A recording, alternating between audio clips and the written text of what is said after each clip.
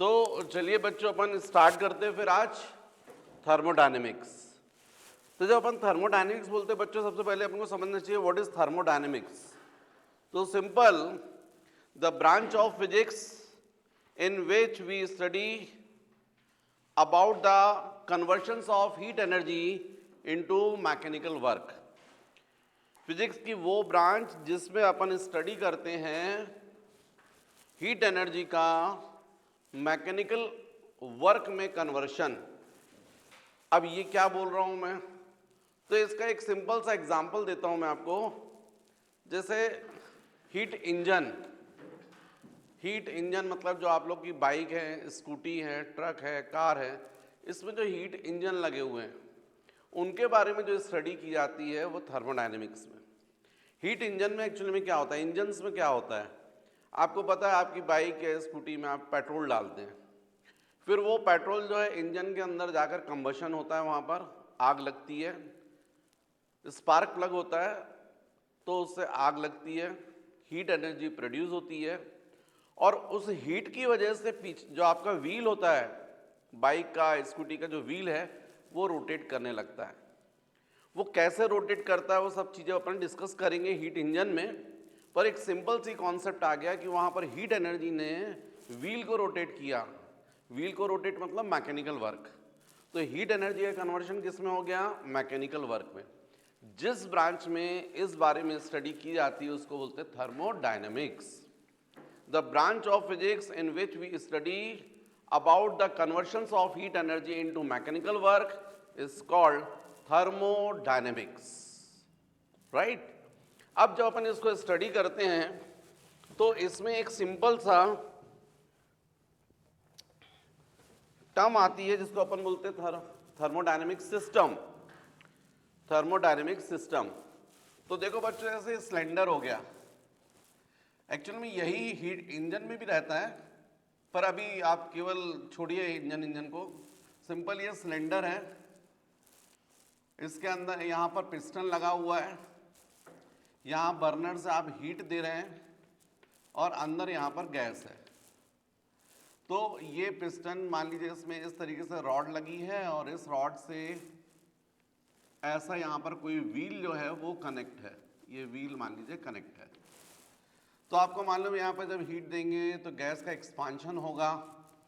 Expansion की वजह से ये जो यहाँ पर ये जो दिख रहा है इसको पिस्टन बोलते हैं एक्चुअली में। आप अभी फिलहाल इसको वॉशर समझ सकते हैं, है ना। तो ये जब गैस ऐसे इसके ऊपर फोर्स लगाएगी तो ये पिस्टन अपवर्ड मूव करेगा। जब ये मूव करेगा तो इसके साथ में रॉड कनेक्ट है, ये रॉड जो है वो भी इसको धक्का लगाएगी, रॉड भी मूव करेगी और इस रॉड के मूव करने से जो व्हील है वो रोटेट करेगा। मतलब बिल्कुल ये इसको बोलते हैं, इस रॉड को बोलते हैं क्रैंक रॉड। जैसे आपने देखा होगा स्विंग मशीन होती है, सिलाई मशीन, तो आपने देखा होगा उसमें फुट स्टैंड होता, पैर रखते हैं और फिर उसको हिलाते हैं, तो उससे एक रॉड कनेक्ट रहती है, वो एक व्हील को रोटेट करती है, उस रॉड को बोलते हैं क्रैंक रॉड, राइट। तो ऐसा ही ये यहाँ पर रॉड है, ये मूव करने से व्हील रोटेट होता है। इस तरीके से हीट एनर्जी का कन्वर्शन किसमें हुआ, मैकेनिकल वर्क में। अब ये चारों तरफ आपको जो दिख रहा है एटमॉस्फेयर, इसको अपन बोलते हैं सराउंडिंग, क्योंकि यहाँ से हीट जो है वो सराउंडिंग में भी ट्रांसफर होती है। तो यहाँ पर कुछ टर्म्स होती हैं, जो टर्म्स में से एक टर्म जिसको मैं बोल रहा हूँ थर्मोडायनेमिक सिस्टम और नेक्स्ट में बोल रहा हूँ सराउंडिंग्स। तो यदि अपन थोड़ा सा बुक की लैंग्वेज में बात करें तो thermodynamic system means a collection, assembly of large number of particles, atoms or molecules confined within certain boundaries such that it has certain finite value of pressure, volume and temperature. This is called thermodynamic system. Next जैसे मैंने बोला बच्चों surroundings, everything outside the thermodynamic system with which the energy or matter can be exchanged is called its surroundings. तो ये definitions मैंने आपको बताई है थर्मोडायनेमिक सिस्टम की और थर्मोडायनेमिक सराउंडिंग्स की बुक की लैंग्वेज में। वैसे मैंने आपको डिटेल में यहाँ समझाया किस तरीके से है। अब यदि अपन बात करें नेक्स्ट थर्मोडायनेमिक वेरिएबल्स, तो बच्चों यहाँ पर जो प्रेशर होता है, वॉल्यूम होता है इस गैस का, या टेम्परेचर, जो एक दूसरे को अफेक्ट करते हैं उनको बोलते हैं thermodynamic variables. Pressure, volume, temperature, ये सब कहलाते हैं thermodynamic variables. The quantities like pressure, volume, temperature, internal energy help us to study the behavior of thermodynamic system. Hence the variables which are required to specify the state of thermodynamic system are called the thermodynamic variables, right? जो thermodynamic system को decide करते हैं, pressure, volume, temperature main बात करते हैं। Next बच्चों thermodynamic equilibrium अपन को देखना चाहिए। यदि टू बॉडीज हैं, यदि सेम टेम्परेचर पर हैं, तो उनको हम लोग बोलते हैं थर्मोडायनेमिक इक्विलिब्रियम। क्योंकि यदि आप जब उनको दोनों को कांटेक्ट में रख दोगे तो हीट फ्लो नहीं करेगी। वाटर कहाँ से कहाँ फ्लो करता है? High level to low level. भले ही क्वांटिटी ऑफ वाटर कम है, लेकिन फिर भी वो फ्लो कहाँ से कहाँ करेगी? हाइट से ज़्यादा हाइट से कम हाइट की तरफ। यदि आप एक टैंक है उसमें खूब वाटर भरा है, आपके हाथ में एक ग्लास है उसमें पानी भरा है, छोटा है, कम है, तो भी यदि आप इस तरीके से डालोगे हाइट से, तो वो जो वाटर है ग्लास है टैंक में जाएगा, टैंक से ग्लास में नहीं आएगा। वाटर चलता ही एक्चुअल में high level to low level. Exactly ऐसे ही यदि टू बॉडीज को हम कांटेक्ट में रखते हैं तो हीट हमेशा फ्लो करती है हाई टेम्परेचर से लो टेम्परेचर की तरफ। जितना ज़्यादा टेम्परेचर डिफरेंस होगा उतना फास्ट हीट फ्लो करेगी, लेकिन यदि उन बॉडीज के बीच का टेम्परेचर डिफरेंस कम है तो हीट स्लो फ्लो करेगी, और टेम्परेचर सेम है तो फ्लो ही नहीं करेगी। यदि टू बॉडीज का टेम्परेचर सेम है तो हीट फ्लो नहीं करेगी। इसको बोलते हैं थर्मल इक्विलिब्रियम। तो जब ऐसी स्टेट होती है, जब टू बॉडीज होती है उनके टेम्परेचर सेम हो, तो उनको अपन बोलते हैं thermal equilibrium. Means two systems are said to be in thermal equilibrium with each other if they have same temperatures, right? Next इसके बाद बच्चों मुझको समझाना है आपको zeroth law of thermodynamics. Zero law of thermodynamics, ये जीरोथ लॉ ऑफ थर्मोडायनेमिक्स किसे कहेंगे? तो सिंपल सी बात है, ये टू बॉडीज हैं ए और बी, ये कांटेक्ट में है। अब इसका टेम्परेचर θ1, इसका θ2, और एक और बॉडी है उसका टेम्परेचर θ3। अब ये ए और सी थर्मल इक्विलिब्रियम में है, इसका मतलब ये हुआ कि θ1 = θ3। इसी तरीके से बॉडी बी और बॉडी सी भी थर्मल इक्विलिब्रियम में है, मतलब θ2 = θ3। तो फिर ये तय है कि ए और बी जो हैं वो भी थर्मल इक्विलिब्रियम में होंगी, क्योंकि θ1 = θ3, θ2 = θ3, इसका मतलब θ1 = θ2।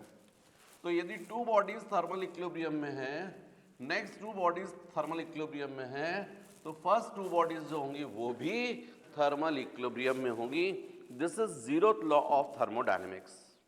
बुक की लैंग्वेज में बात करें तो this law states that if two thermodynamic system A and B are separately in thermal equilibrium with the third system C, then they must be in thermal equilibrium with each other.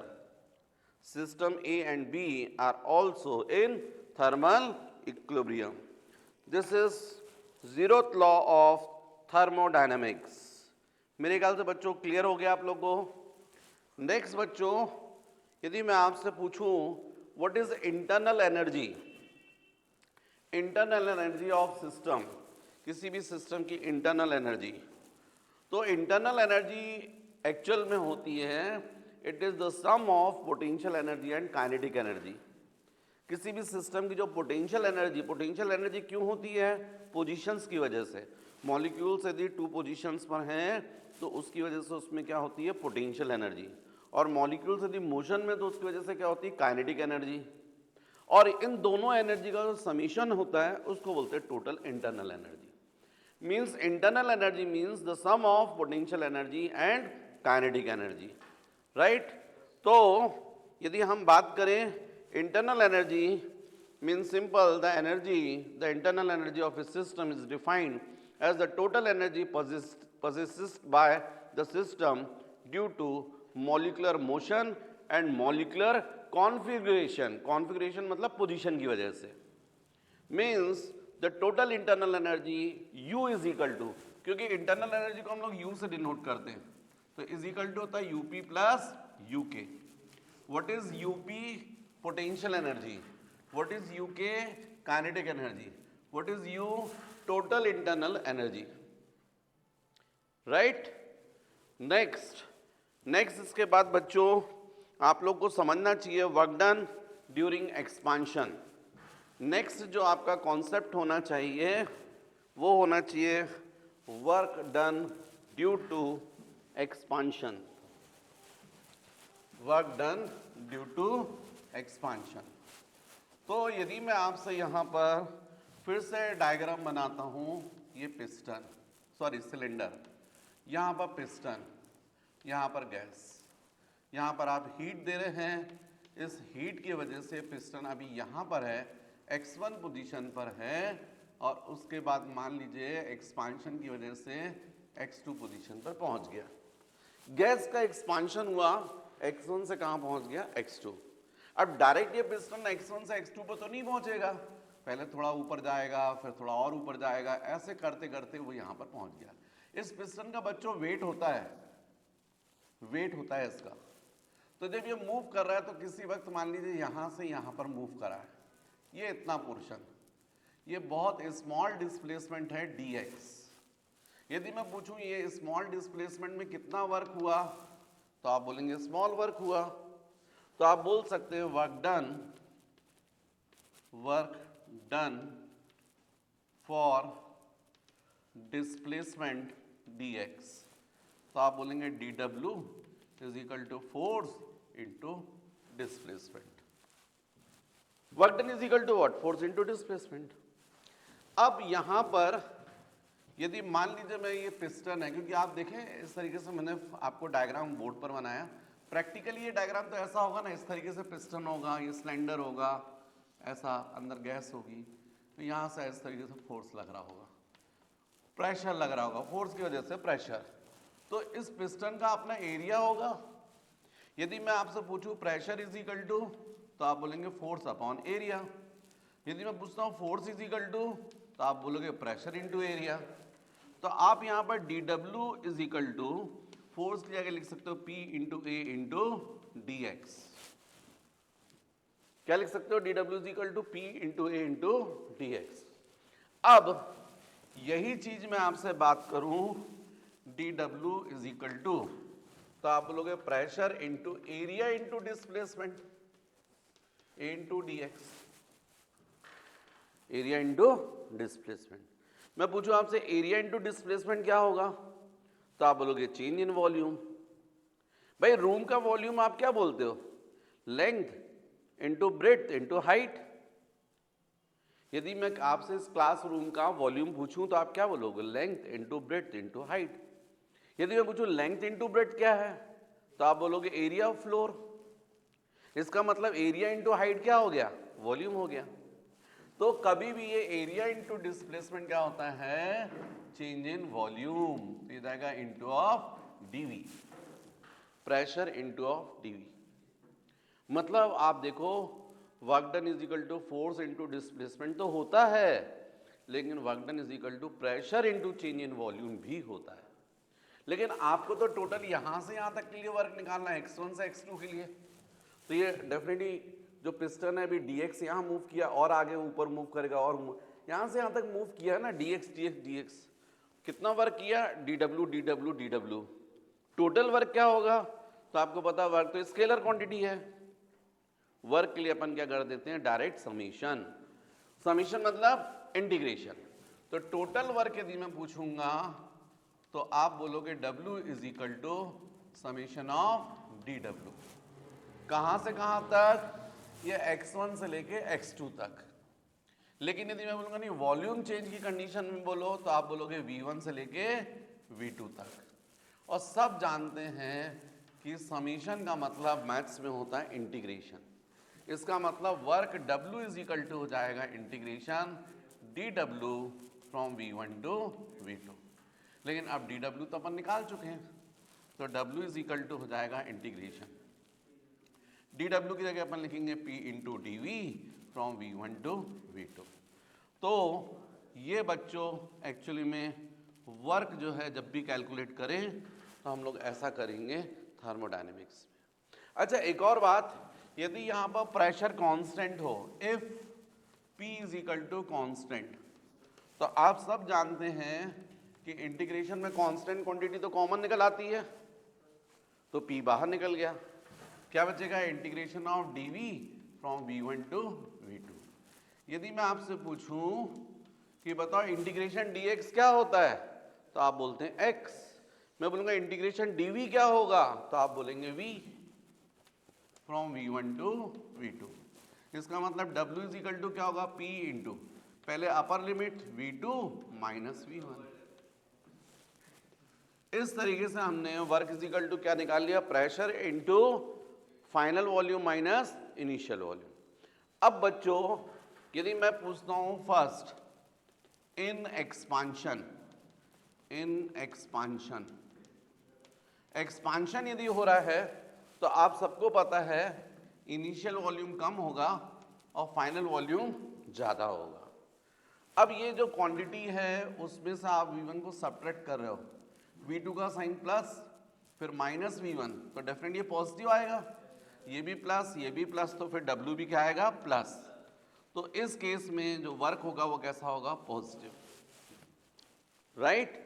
इसको बोलते हैं work done by system. Piston move कर रहा ना, piston move करवाया system ने। लेकिन यदि यही चीज मैं बोलता हूं इन कॉम्प्रेशन,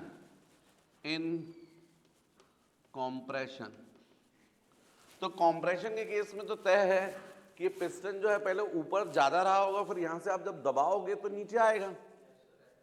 मतलब इनिशियल वॉल्यूम ज्यादा होगा और फाइनल वॉल्यूम क्या हो जाएगा, कम।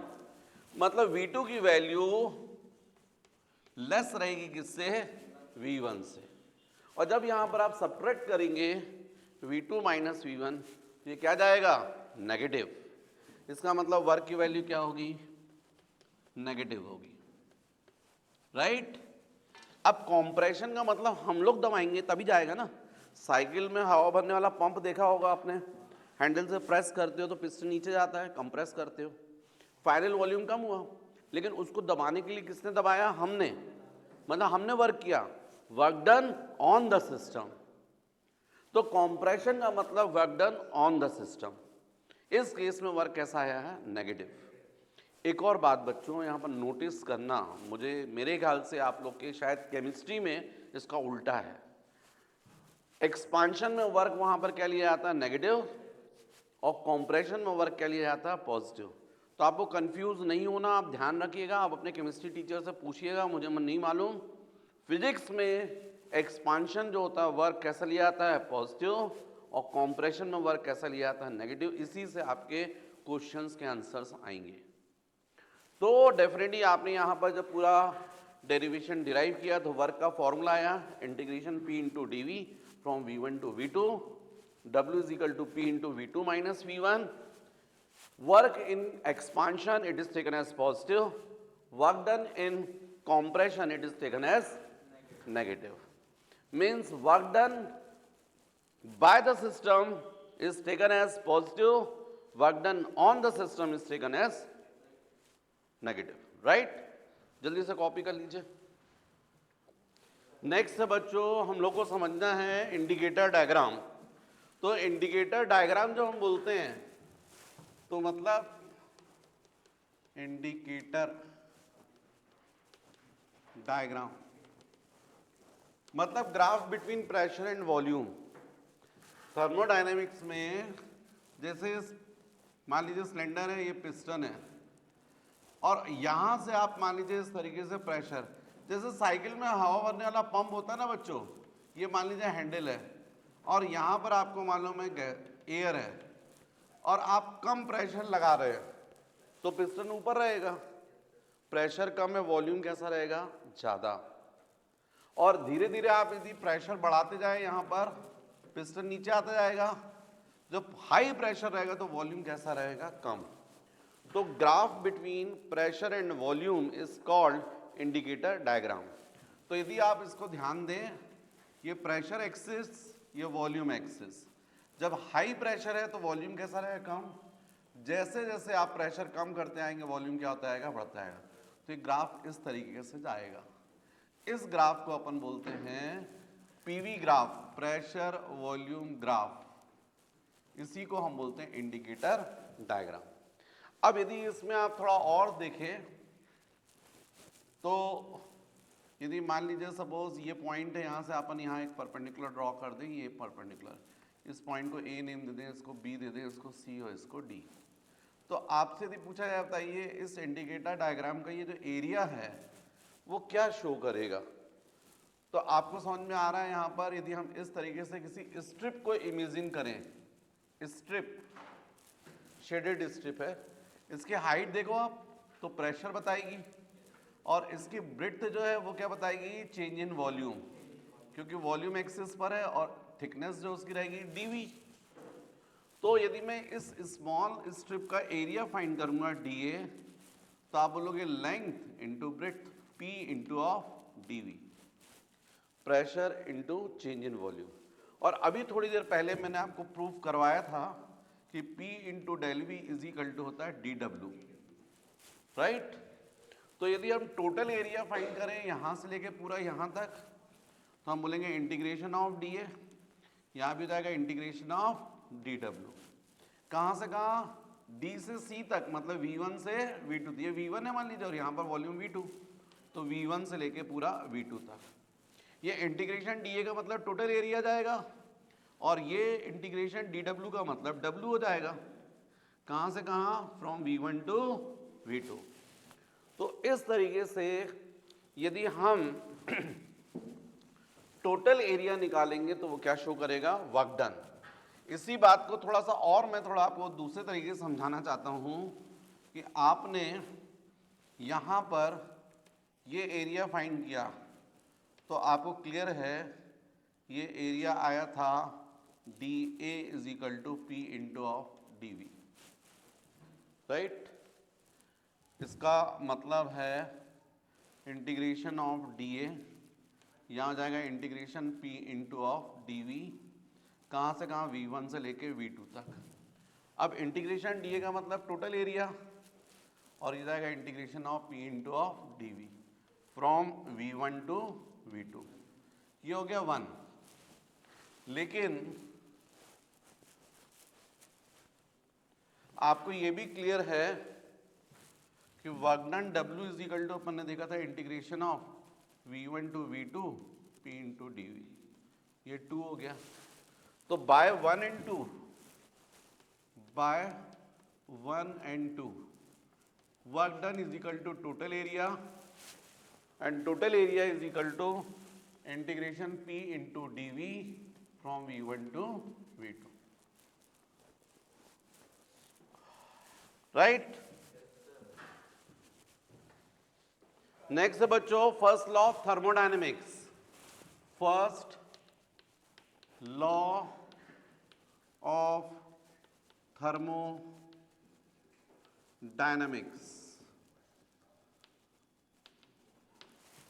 तो एकदम सिंपल सी चीज है, आपको प्रैक्टिकली आप लोग देखते हैं कंटेनर में, बर्नर पर यदि आप किसी कंटेनर को रखते हैं और उसमें मान लीजिए आपने दूध ले लिया, गरम कर रहे हैं, मिल्क लिया है उसको आप गरम कर रहे हैं, यहाँ से हीट दे रहे हैं, तो हीट की वजह से मालूम है आपको ये जो मिल्क है उसका टेम्परेचर बढ़ेगा, क्या बढ़ेगा?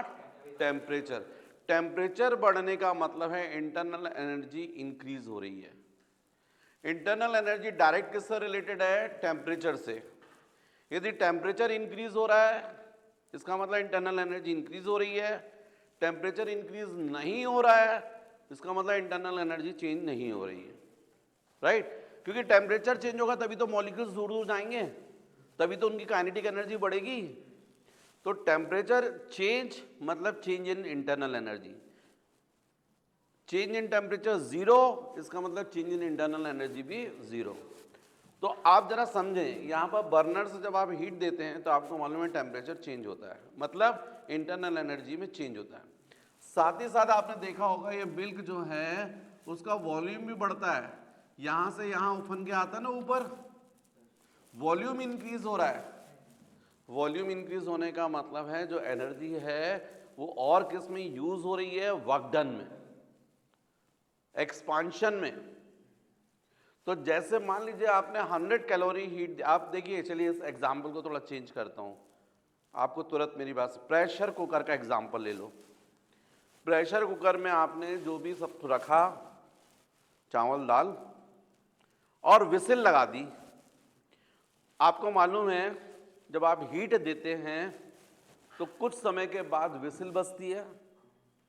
तो वहां पर क्या हुआ? दो चीज हुई, अंदर टेम्परेचर भी बढ़ा और साथ में एक्सपांशन हुआ, तो वर्क डन भी हुआ। तभी तो विसिल, आपको मालूम है स्टीम बाहर निकलती है, एक्सपांशन की वजह से तो निकलेगी। तो जो आपने हीट दी वो कहाँ यूज हुई? दो पार्ट में, इंटरनल एनर्जी चेंज होने में भी और वर्क डन में भी। तो मान लीजिए आपने 100 कैलोरी हीट दी, उसमें से 60 कैलोरी कहाँ चले गई? इंटरनल एनर्जी चेंज होने में। बाकी 40 कैलोरी कहाँ गई? तो वर्क डन में। तो यही बोल रहा है एक्चुअली में फर्स्ट लॉ ऑफ थर्मोडायनेमिक्स। किसी भी सिस्टम को जब आप हीट देते हैं, डी क्यू का मतलब चेंज इन हीट और supplied heat to the system, तो ये दो पार्ट में यूज होती है, D U plus D W. D U का मतलब चेंज इन इंटरनल एनर्जी और डी डब्ल्यू का मतलब work done against external pressure. तो according to first law of thermodynamics, whenever heat is supplied to the system, then it is equal to the sum of change in its internal energy and work done against external pressure. This is first law of thermodynamics. dq is equal to du plus dw. अब बच्चों ये तो मैंने आपको बता दिया, first law of thermodynamics आप लोग के एग्जाम के हिसाब से इंपॉर्टेंट है, पर इसकी एप्लीकेशंस हैं जो अपन देखने वाले हैं पूरा डिटेल में। पर उससे पहले थोड़ा सा मुझे एक और हेडिंग आपको बतानी है, वो है work energy relation. Work energy relation, लेकिन कुछ बुक्स में उसके हेडिंग वर्क एनर्जी रिलेशन भी है, कुछ बुक्स में मैकेनिकल इक्विवेलेंट ऑफ हीट भी गिवन है, और आपके एनसीईआरटी में छुपा हुआ कहीं पर लिखा हुआ है, बस अलग से नहीं है। तो वर्क एनर्जी रिलेशन मतलब ये है, according to work energy relation, whenever work done on the body, then it is directly proportional to produced heat. कभी भी किसी बॉडी के ऊपर जो वर्क आप करते हैं तो वर्क डायरेक्टली प्रोपोर्शनल होता है प्रोड्यूस हीट के। फॉर एग्जाम्पल ये हाथ को आप ऐसे घिसते हैं, फ्रिक्शन करते हैं, गर्म होते हैं ना, ऐसा करें तो बहुत ज़्यादा गर्म होते हैं, जितना ज़्यादा वर्क उतनी ज़्यादा हीट प्रोड्यूस होती है। तो work is directly proportional to produce heat. तो नेक्स्ट जो टॉपिक मैं आपको बता रहा हूँ वो है वर्क एनर्जी रिलेशन, है ना, या इसी को अपन बोल देते हैं वर्क एनर्जी रिलेशन को बोलो मैकेनिकल इक्विवेलेंट ऑफ हीट। अब ये क्या होता है मैकेनिकल इक्विवेलेंट ऑफ हीट? तो देखो बच्चों, W is directly proportional to, आपने बोला Q, work is directly proportional to produce heat. यदि इक्वल करते हैं तो J इंटू Q आता है।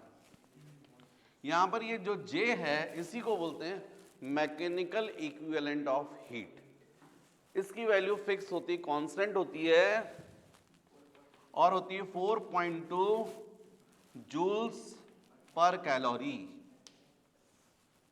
4.2 जूल्स पर कैलोरी, मतलब 1 calorie is equal to 4.2 joule होता है। तो J की वैल्यू होती है 4.2 जूल पर कैलोरी।